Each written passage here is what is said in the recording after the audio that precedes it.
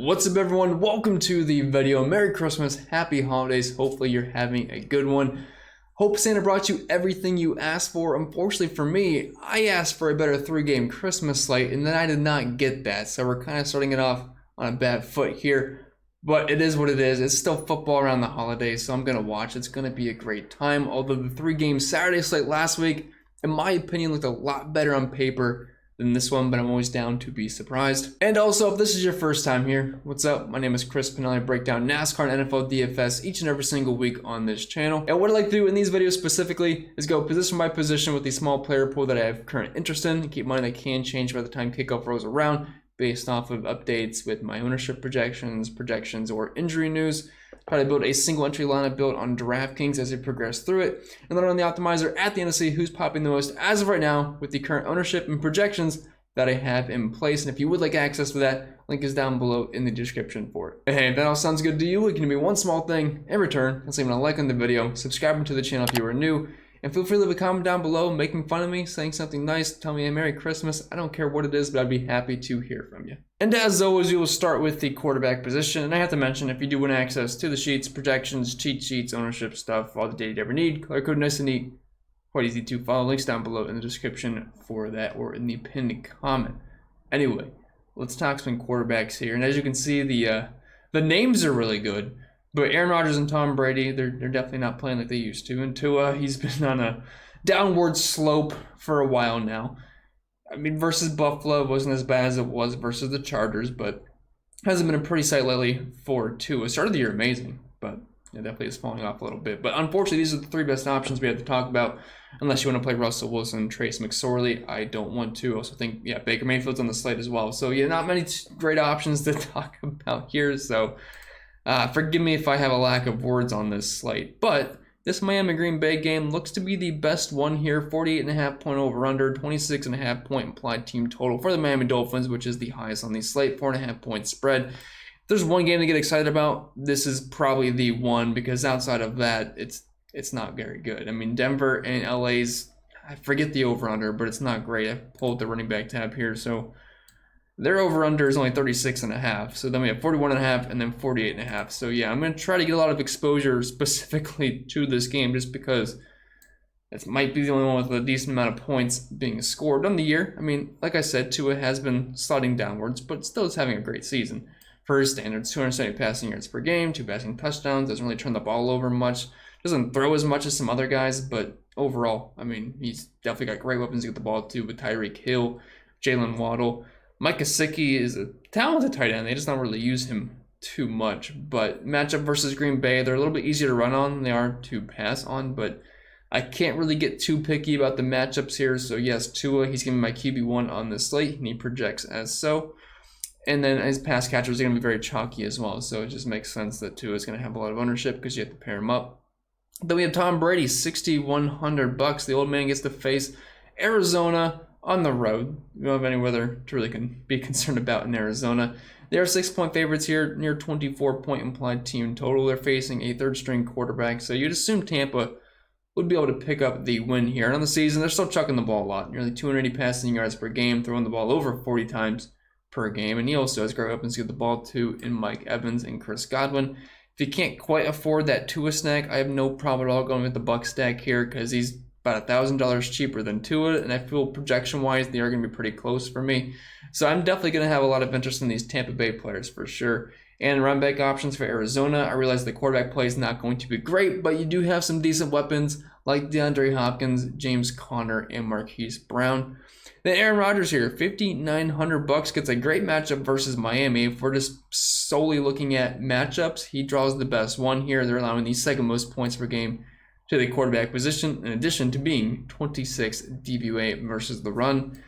If you're looking to stack him, it's kind of slim pickings. That's the problem with Rodgers this season. It's just the skill position players are not that great. But Christian Watson, about the last half part of the season so far, has been really good. Now, he was quiet in that game versus the Rams on Monday night, but he got going a little bit late. But this is a pretty good spot for all the passing attack options here for the Green Bay Packers. And at this price point, I definitely think he's worth looking at in tournaments. And the team total for the Packers is only about a point lower than the Bucs, so it's not like you're really dropping off too much, and I could see obviously this game being a little bit more back and forth than Tampa and Arizona would be. And heading over to our lineup, there's like 3 options I have interest in. I'm gonna go with Tua here. I know it's the chalky option, but I do feel the best with him. Now I am probably running 150 lineups for this slate, so I'm gonna have exposure to those 3 guys.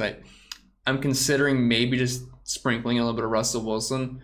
But outside of that, it's mainly going to be those 3, and Tua will have my highest exposure. And moving on to our running backs, again, just not a lot to be excited about here. Aaron Jones is definitely the best of the bunch. The problem is, though, if you're using Tua, you probably want Tyreek Hill in your lineup. You might want Jalen Waddle as well, and we're going to start running out of money, which I'm not saying Jones is like a 9K player or anything. It's just, you know, there's not going to be too many value plays on this slate, so I am concerned about maybe trying to get up that much.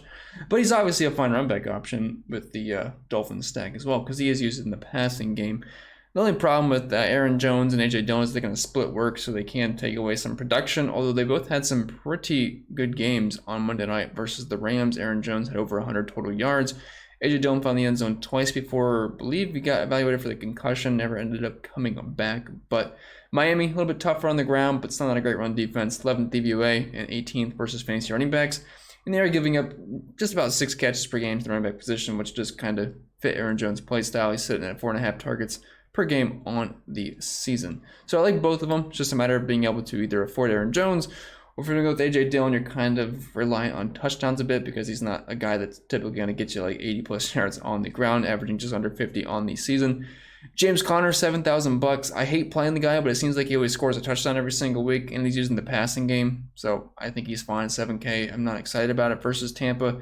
They've had a good run defense for several years now. They're allowing the 5th points per game to the running back position anyway, not giving up too much through the air as well. I remember Alvin Kamara, you know, one of the best pass catching running backs in the league. I think he had like 11 yards receiving versus them. He's just had a bad history versus them in general. He's had a bad history versus them in general, but, you know, Connor's fine, but again, another guy that's kind of touchdown reliant. Now, Raheem Mostert's probably my favorite running back play on the slate, $5,900. Gets a great matchup versus the Green Bay Packers, who were dead last this year. 32nd DVOA versus the run. Now, nearly 120 rushing yards per game, and they made Cam Akers look not bad last week, which is pretty hard to do. So I think at this price point, yes, I know Jeff Wilson is coming back, but Mostert should still be the lead back here. They're 4.5 point favorites. They're at home, 26.5 implied team total. I like the price here. He's used a little bit in the passing game, so I think he's a great play. Even if you do play Tua, I know it's not the greatest correlation, but on a small slate like this, I think it's something you can do for sure. Leonard Fournette, $5,100. Again, slim pickings. He's going to split the load with Rachaad White for the most part, although I think Leonard Fournette gets the slight lean there. Still using the passing game, probably going to get you 10 plus carries, probably going to get you around 5-ish targets. That's fine below 6K and a fine matchup versus Arizona. Again, being a 6-point favorite within your 24-point implied team total.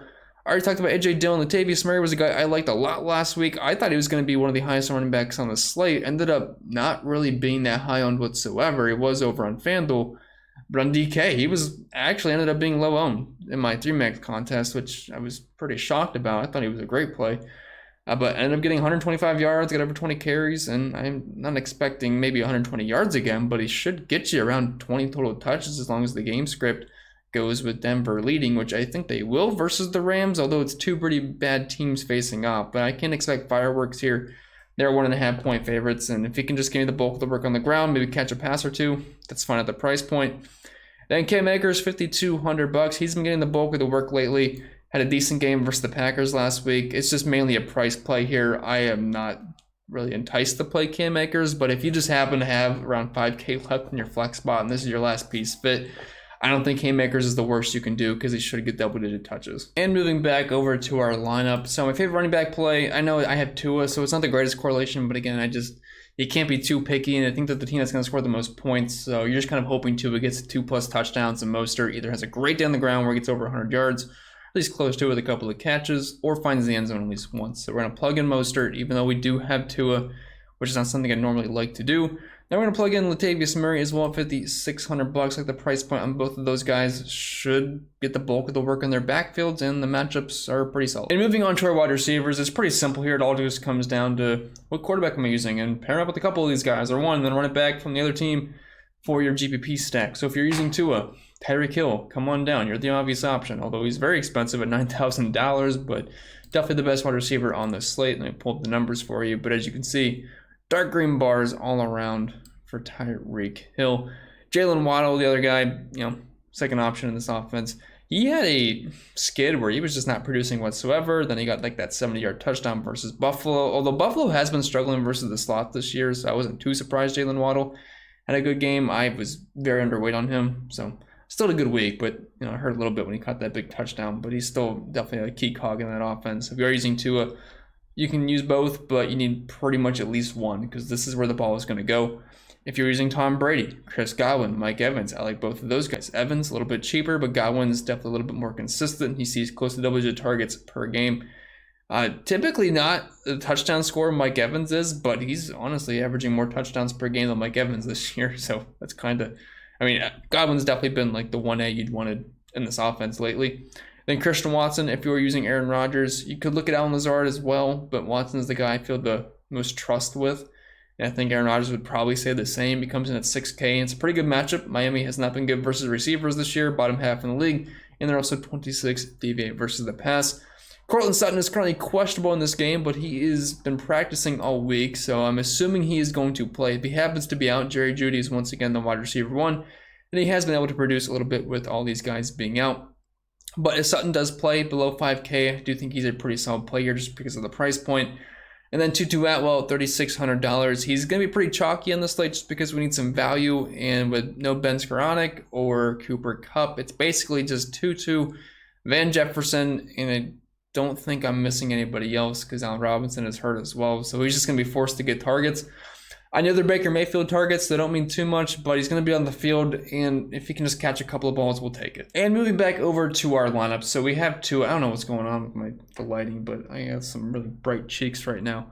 Maybe I should back up a little bit. But we have Tua, so I'm just going to plug in Tyreek Hill. I would like to play Waddle as well, but I'm not going to jam him in yet because we only have $4,500 left. And if I plug Waddle in, we're talking below 4K, which I know we can fit with a cheaper defense, but I won't force him in yet. We already do have Mostert, so we'll wait and see on that. We might have to save a couple of bucks and go with guys like maybe a Judy or a Watson at some point, so we'll see. But let's move on to tight ends. And unfortunately, there's not really anything to talk about. I have two guys listed here, but you could make a case for any tight end. I really think the best thing to do here is put them all like on a wheel, blindfold yourself, spin it, then throw a dart, and whichever one you land on is probably going to be the best choice because, Tyler Higbee, he's got Baker throwing the football.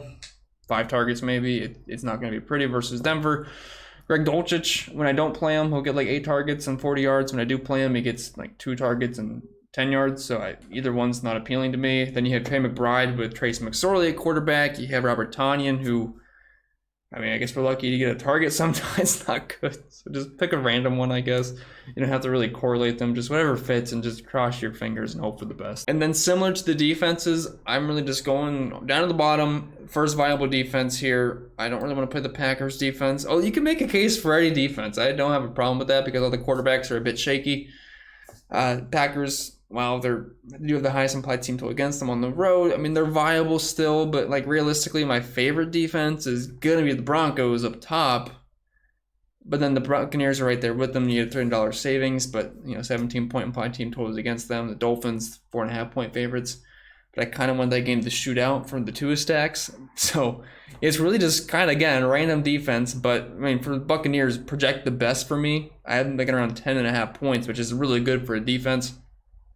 Then the Broncos, if you're using Latavius Murray, it makes sense to correlate the two, which I did a lot last week. Moving over to the lineup to finish this off. So we only have 4 spots filled in. So we actually do have a good amount of work to do here. Since we need a run back option with our Tua stack, we could just throw in Christian Watson here at 6K, which is going to set us back even more so in salary. But let's find a cheap defense to use. We're going to try to just jam in the Buccaneers.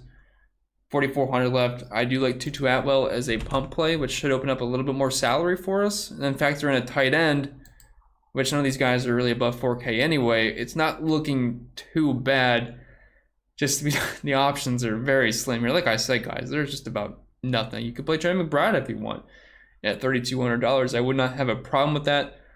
But, oh man, I guess I'll plug in Dulcich here, but I do not feel good about it. And then we have $5,700 left for the last spot.